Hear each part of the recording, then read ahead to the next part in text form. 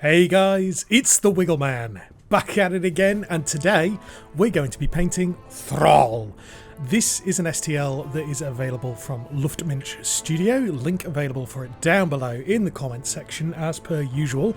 Hopefully I'll get it right this time. I don't think I got it right on the last video. And I've actually tried painting a Luftmensch Studio statue before, a Garrosh statue. You might have seen that I've got a short for it on YouTube on my channel. I never quite got round to finishing that project, but their models are incredible. They're very, very detailed. Unfortunately, my Garrosh had lots and lots of print errors and I could never quite get it to work. However, I've seen that they had a Thrall available, so I picked that up and absolutely wow. What a model. Again, they've got really, really good details on all of their STLs available, but I think they're very, very good at their orcs. And so, yeah, we're going to paint up Thrall today.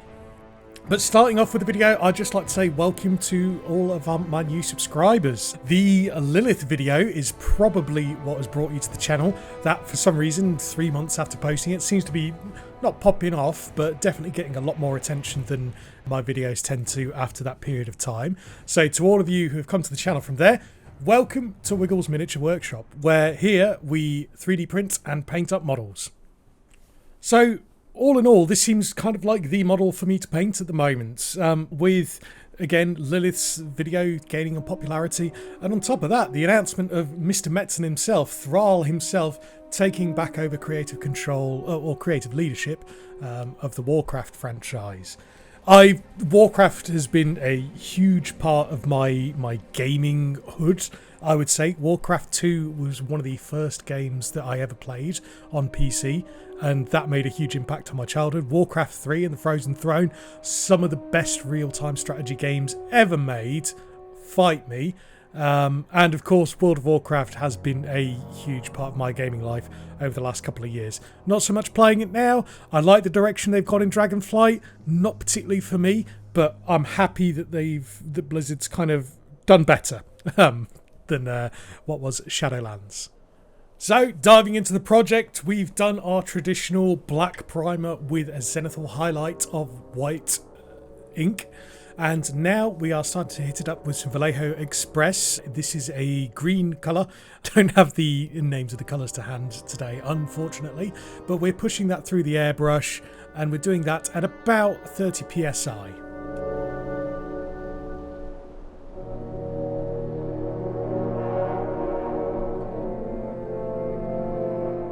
Once we've laid down the green that is going to act as our base skin tone on this mean green orc, I then take Escalpina green from Vallejo Game Colour and I begin to add highlights onto the upper areas of the torso and onto the face as well, in order to kind of help level up that initial green skin tone.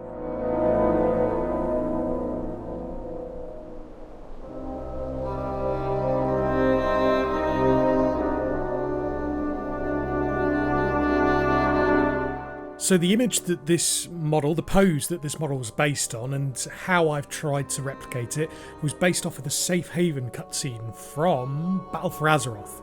And in that cutscene, it gives Thrall some more kind of natural looking skin tones on it. So I've just put a kind of a pinch onto his lips of a neutral skin tone. And with the completion of kind of the flesh around the face, we move on to painting the hair. What can I say here? This was about 15 minutes of me just painting pure black all over where his hair was going to be, including his eyebrows. A good tip if you're painting eyebrows on a model this kind of scale is to use little dots, because eyebrows are kind of inconsistent. You don't want to paint a solid colour, it'll look weird.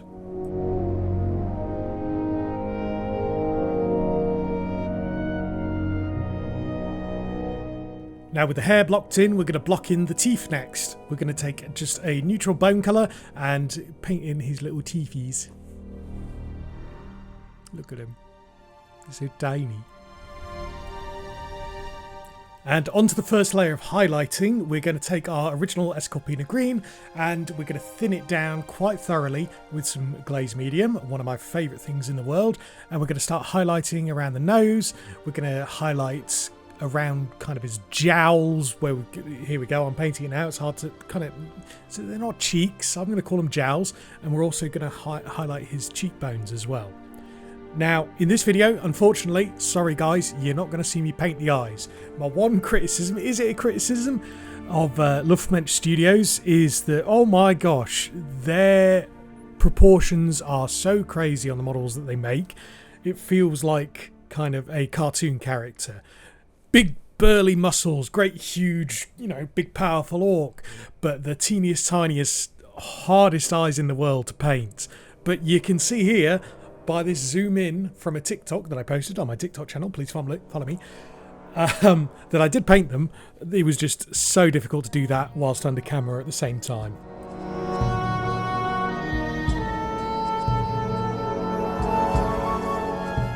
On to highlighting the beard next, and if you've watched my previous video, you're going to be aware that one of my new favourite colours in my painting arsenal is this very, very kind of cold grey.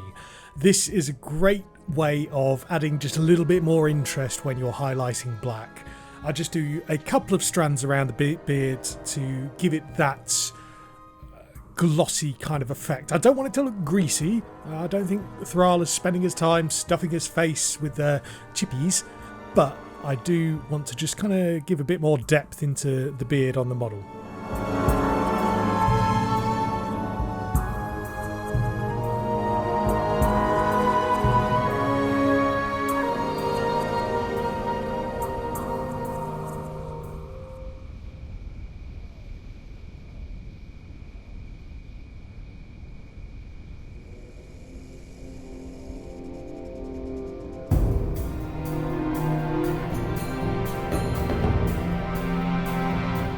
The new day has dawned in Wiggle's miniature workshop.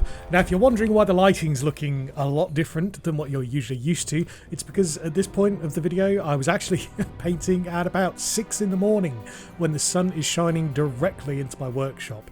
I didn't realise it would have quite that effect on my lighting at the time when I did it. I usually paint early afternoon or in the evenings when I'm nice and chill. But now we are going into attempting to paint a non-metallic metal looking effect on the axe. Was I happy with the final product? Kind of, yes. Am I glad I did it? Also kind of yes, because my good friend Spiakon, I think Spiakon, I think that's how I pronounce it. Tell me if I'm wrong in the comments, please, Talier. And he's been bugging me for so long to attempt non-metallic metal, like a big boy. And in this video, I attempted it here on camera. I wasn't overly happy with the result. And then off camera, I also attempted doing a non-metallic metal looking brass, which actually I'm really, really proud of. Something that I'm certainly thinking about in my miniature painting projects in the future.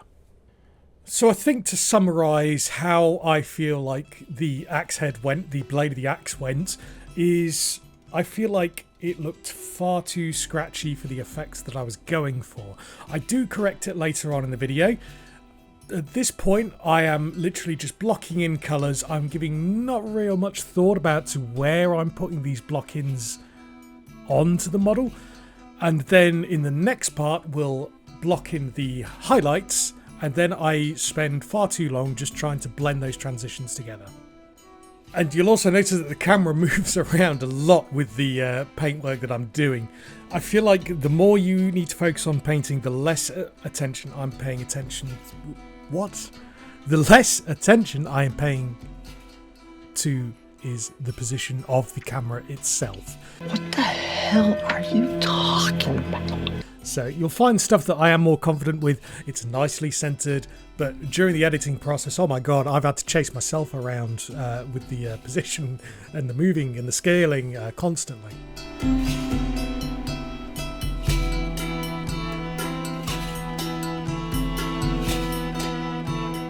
So we've now laid down some base work on the upper body of Thrall, but now it's time to paint Thrall's pants.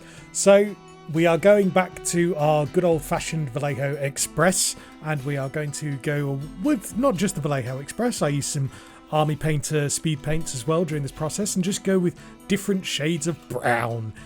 to block in all of his undergarments.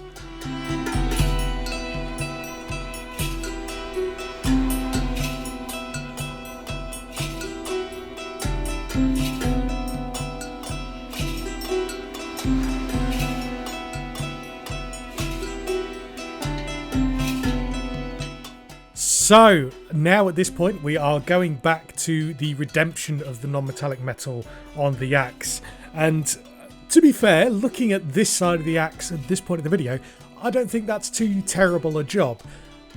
And his head fell off.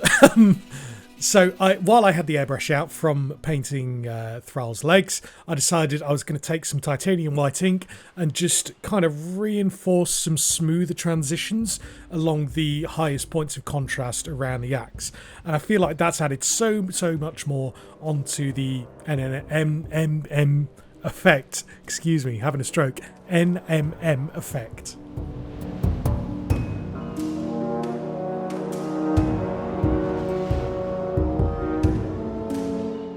And now back to the legs themselves. We are taking another shade of Army Painter Speed Paint Brown, and we are applying it by brush because it's far too tight a space to use it by airbrush around the kind of the sporran of the legs. I believe it's the sporran. It's what they call it on a kilt. A Scotsman once told me that the sporran's there to hide an erection, and to this day I'm still not sure if he was fibbing to me or not.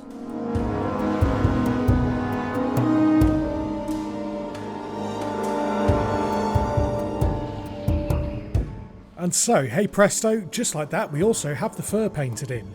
So, off camera, this was probably the longest part of the whole painting process of the model. I just put on some no effects, blasted it through my headphones, and painted all of the fur in a nice bone white to begin with. Now, at this point, we are going with a watered down Seraphim Sepia from Games Workshop Citadel line, and using that as a wash to give some texture to the fur. And after that lengthy washing, drying process, we then take our original bone white colour and we go back over the fur and give it a good dry brush. I went over with several layers of dry brushing because less is more when it comes to dry brushing, just to bring out some highlights onto the fur and make it a little bit more interesting to look at. Now to take the fur even further, you see what I did there? I took some Citadel Agrax Earthshade, you know, good old cheating in a bottle, and began to spray that basically where the sporran meets the fur on the leggings, just to give it a bit more kind of roughness, some matted in dirt, things like that.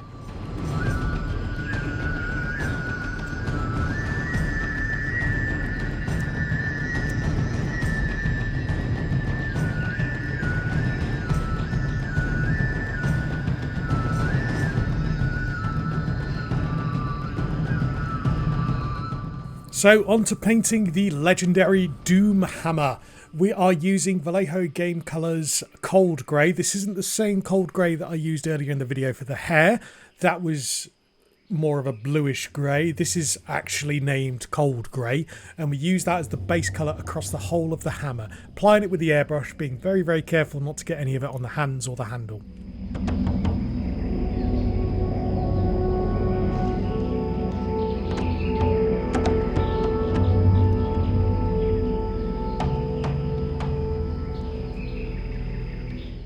And to add a bit of depth onto the hammer itself, I took some Agrax Earthshade, once again, cheating in a bottle, I know, and I painted that all over the hammer.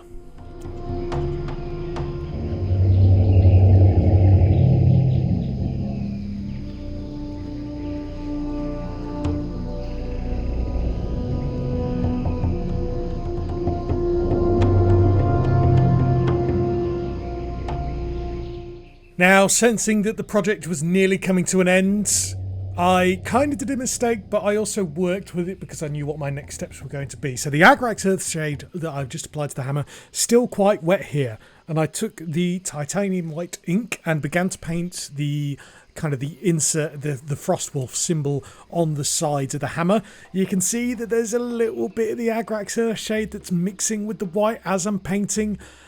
I wasn't quite sure how it was going to look when it was done, but fortunately my impatience didn't destroy the project.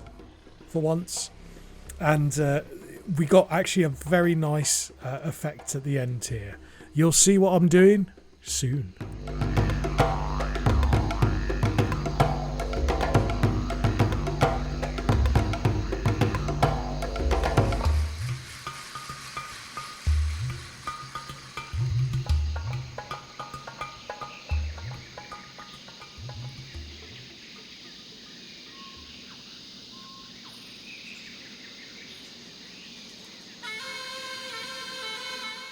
So, with wet white ink and wet Agrax Earthshade, I had a really good brain moment. My wrinkly brain was acting on full capacity and I decided to mix it with an airbrush.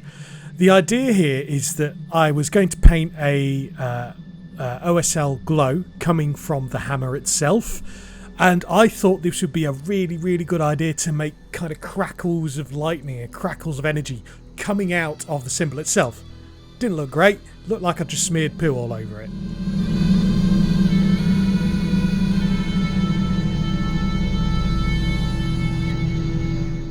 But like the guy suffering from imposter syndrome that I am, I pressed on. So I took I think it's equivalent to an ultramarine blue from Vallejo Game Express, and began to apply that over the areas that I had painted white on the model. You can see I also added little splotches of white onto the knuckles because I wanted the energy radiating onto his hands, and I also do it around the knees of his trousers.